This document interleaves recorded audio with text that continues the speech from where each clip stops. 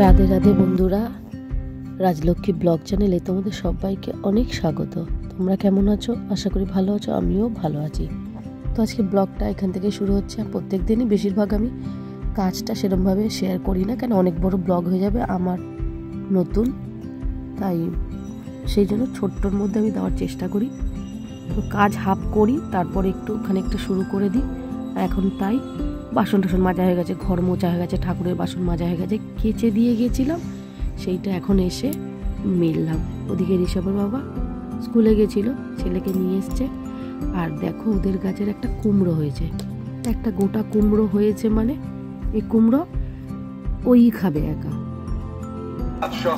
আরো বিভিন্ন ধরনের ব্যথার জন্য কষ্ট পাচ্ছে, দীর্ঘদিন ধরে কষ্ট পাচ্ছে, অনেক রকম চিকিৎসা করিও কোনো উপকার পাননি। তাদের কাছে আমাদের অনুরোধ, এই তারামা কুইক বাম।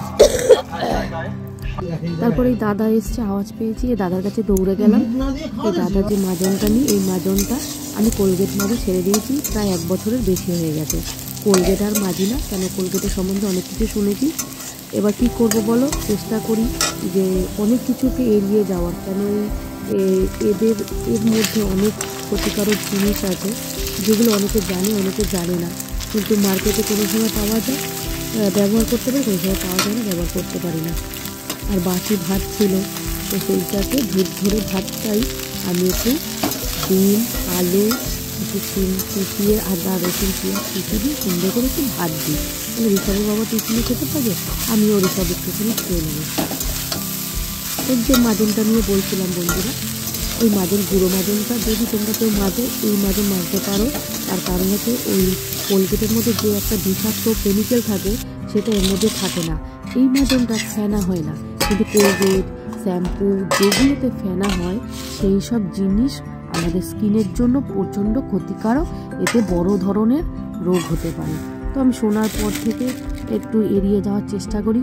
ঋষভ এখন ছোট পেস্ট দিয়ে মাজে, কিন্তু পরে পরে আমি এই গুঁড়ো ওকে ব্যবহার করা শেখাবো। তো যাই হোক, গল্প করতে করতে দেখো আমার চা হয়ে গেছে, আমি একটু চা খাবো। আর চা না, এখন এমন অবস্থা হয়েছে যে একটুখানি চা মুখে দিই, 2-3টে বিস্কুট খাই, খেয়ে এবার 11টা-12টা অবধি চললো। তোমার দাদা একটা বিস্কুট এনেছে, খুব টেস্ট বিস্কুটটা। তো এবার বলছি, এত দামের বিস্কুট আনলে, আর কম তো দামি জিনিস কিন্তু কম হয়, তো একটু তো ভেবে চিন্তে সংসার চালাতে হয় অবশ্যই, আনলে আর খেলে তো আর হবে না। তো যাই হোক, ভাত ভাজাটা ছেলেকে দিয়ে দিলাম। আর আমি একটু এখন তো আলাদা ভাগ করে রেখে দিয়েছি, ঋষভের বাবারটা আমারটা। ঋষভের বাবা আসলে ঋষভের বাবা খেয়ে নেবে, আমারটা পরে খাবো, কেন আমি এখন চান করিনি, পুজো দেবো, তারপর ছেলেকে টিফিন দিয়ে দিলাম। ছেলে আমার খুব দুষ্টু, ওই দেখো কেমন দুষ্টুমি করছে। তো যাই হোক, আর এখন আমি দেখো, ওর বাবা বলল কুমড়োটা কাটবে, কেটে এত বড় কুমড়োটা, যেটা বলছিলাম ওর বাবা একা কদিন খাবে, আমি খাবো না।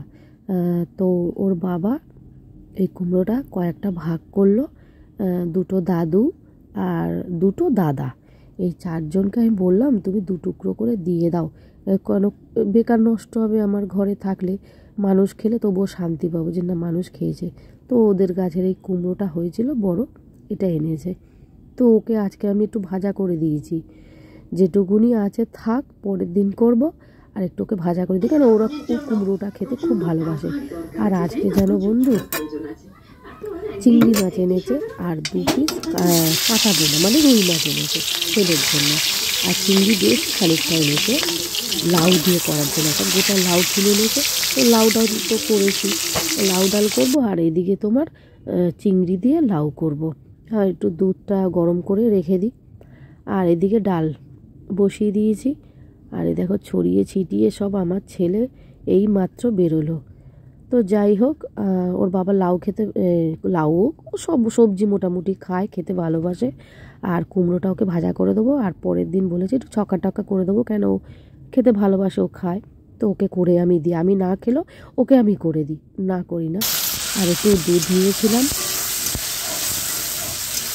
দুধটা একটু গরম গরম খেলাম, যাতে করে গলাটা ঠিক হয়। কিন্তু গলাটা, কাশি তো অল্প একটু কমেছে, গলাটাও বসে রয়েছে, এখনও ভয়েস দিচ্ছি, তোমরা বুঝতেই পারবে। আর এই যে লাউগুলো কেটে নিয়েছি ঝিরিঝিরি করে, চিংড়ি মাছ দিয়ে করব বলে। এই দেখো আমার লাউ ডাল হয়ে গেছে। রান্নার ফাঁকে ফাঁকে পুরোটা তো দেখানো যায় না, তো কিছু কিছু দেখানোর চেষ্টা করি, কেন অনেক বড় ভিডিও হয়ে যাবে যেটা। আর এখানে মাছ ভাজা, কুমড়ো ভাজা, আলু সেদ্ধ।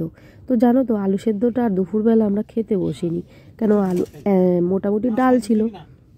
তারপর লাউ ঘন্ট চিংড়ি দিয়ে করেছি, আর এদিকে শশা, এদিকে ওর কুমড়ো ভাজা, ফেভারিট কুমড়ো ভাজা, আর ছেলের মাছ ভাজা। আর ইচ্ছা করলো না যে আলু ভাতেটা আমি মাখি। শীতকাল তো ঘরের মধ্যে স্যাঁতে লাগে, ভাল লাগে না, একটু মনে হয় রোদ পেলে ভালো হয়। তো ওই আলুটাই আমার রাত্রিবেলা কাজে লেগে গেল। আমি একটু রাত্রিবেলা ঘুগনি করেছিলাম, তো ভিডিওটা আমি তার আগে শেষ করে দিই, যার জন্য আর দেখাইনি। আর এখানে ঋষভের বাবাকে সুন্দর করে ভাত বেড়ে দিচ্ছি। আমার ছেলেটা না খেতে বসে বড্ড বিরক্ত করে খাবার নিয়ে। নাও নাও নাও নাও।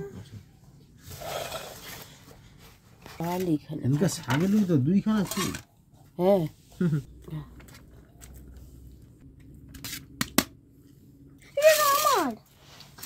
ভাত তো কখনো একা একা খাবে না, আজকে একটু ওই লাউয়ের মধ্যে চিংড়ি আছে আর মাছটা আছে, ওই জন্য একা খাবে। হ্যাঁ তুমি খাবিয়ে দাও। খাবি না? তুমি খাবিয়ে দিলে বল, কবার বলবে যে খাবিয়ে দিতে? হ্যাঁ ইধার তাকাও, অন্ধকার হয়ে যায়।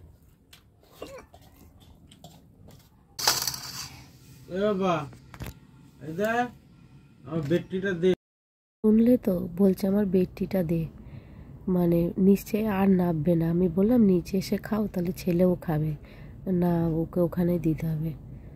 তো আমাদের দেখো 3 জনের সুখী পরিবার বললে চলে, আমাদের মধ্যে কোনো ঝামেলা নেই, কিছু নেই, আমরা সুন্দর থাকি।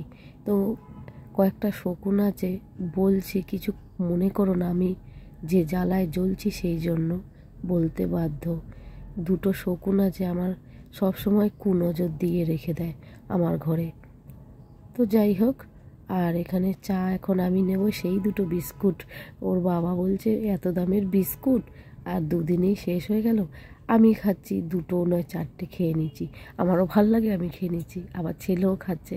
তো বন্ধুরা, চাটা খেতে খেতেই আজকে বলি, রাজলক্ষ্মী ব্লগ চ্যানেলের ব্লগটা যদি ভালো লেগে থাকে অবশ্যই আমাকে একটু সাপোর্ট করো, সাবস্ক্রাইব করে চ্যানেলটার পাশে থেকো। রাধে রাধে, শুভরাত্রি।